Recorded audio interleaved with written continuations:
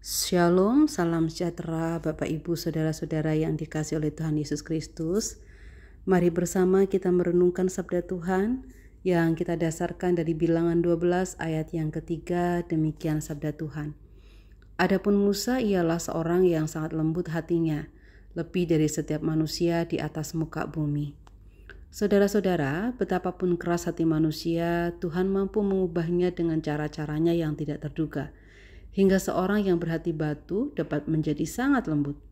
Alkitab menyebutkan contohnya adalah salah satunya yaitu Musa.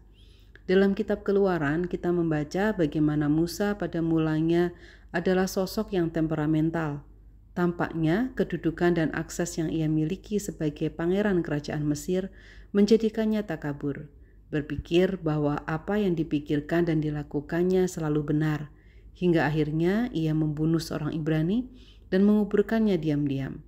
Peristiwa itu menjadikannya sebagai seorang pelarian di padang gurun. Selama 40 tahun dalam pelarian, Musa pun masih menjadi sosok yang keras kepala dan sulit percaya pada orang lain, terlebih kepada Tuhan. Ketika Tuhan memintanya untuk melakukan tugas, membawa bangsa Israel keluar dari Mesir, ia menolak hingga 5 kali. Sekalipun Tuhan sudah berusaha untuk meyakinkannya, untuk mendorongnya, ia tetap saja tidak percaya bahwa ia mampu. Ia tidak percaya pada Tuhan. Namun Musa terus berproses. Ia diproses oleh Allah. Allah memprosesnya melalui berbagai macam peristiwa.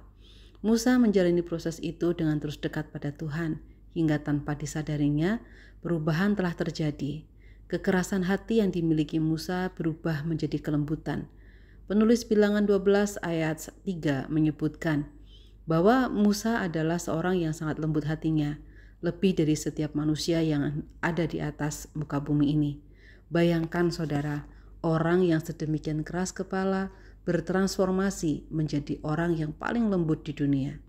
Tuhan telah membentuk Musa sedemikian melalui beratnya tantangan hidup, melalui perjuangannya terus-menerus menghadapi kebebalan bangsa Israel dan pengkhianatan dari saudaranya sendiri. Saudara-saudaraku, belajar dari peristiwa Musa. Mari kita hayati bahwa Tuhan sedang membentuk kita melalui berbagai peristiwa. Bukan hanya melalui peristiwa yang mengembirakan seperti memperoleh tugas untuk melakukan sesuatu yang besar, memperoleh berkat, relasi yang adem ayem, atau perasaan bahagia, kesuksesan, dan lain sebagainya. Sama seperti yang dialami Musa, Tuhan juga membentuk kita melalui peristiwa-peristiwa yang menyedihkan, duka cita, pemberontakan, pengkhianatan, konflik, kesulitan hidup, dan perjumpaan kita dengan berbagai macam orang, dengan berbagai macam karakter. Jika kita memiliki kepekaan yang baik untuk selalu menyadari campur tangan Tuhan melalui berbagai peristiwa tersebut, maka Tuhan akan leluasa untuk membentuk kita. Ia dapat mengubah hati setiap orang menjadi semakin serupa dengannya. Tuhan tidak hanya berkarya saat kita berada di gereja atau di lingkungan rohani. Tuhan bekerja setiap saat, dimanapun tempatnya. Ia adalah Allah yang omnipresent, berada di mana-mana. Ia membentuk kita. Tugas kita adalah senantiasa menyadari apa yang sedang terjadi dalam diri kita dan menyadari keberadaan kita saat ini, lalu mempercakapkannya dengan Tuhan. Begitulah salah satu cara Tuhan membentuk kita. Jadi, mari kita membuka diri untuk diubahkan oleh Tuhan. Saudaraku, mari bersama kita berdoa.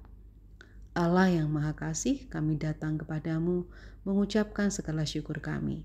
Kami berdoa bagi saudara-saudara kami yang sedang sakit, kiranya Engkau berkati mereka, baik yang dirawat di rumah sakit maupun yang dirawat di rumah mereka masing-masing.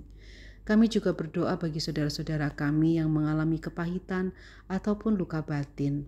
Kami berdoa bagi kehidupan berbangsa dan bernegara kami, bagi pemerintah negeri kami. Berkatilah mereka dengan hikmat, dengan roh yang takut akan Tuhan, sehingga apa yang menjadi keputusan mereka sungguh-sungguh berdasarkan kepada amanat yang Engkau berikan kepada mereka.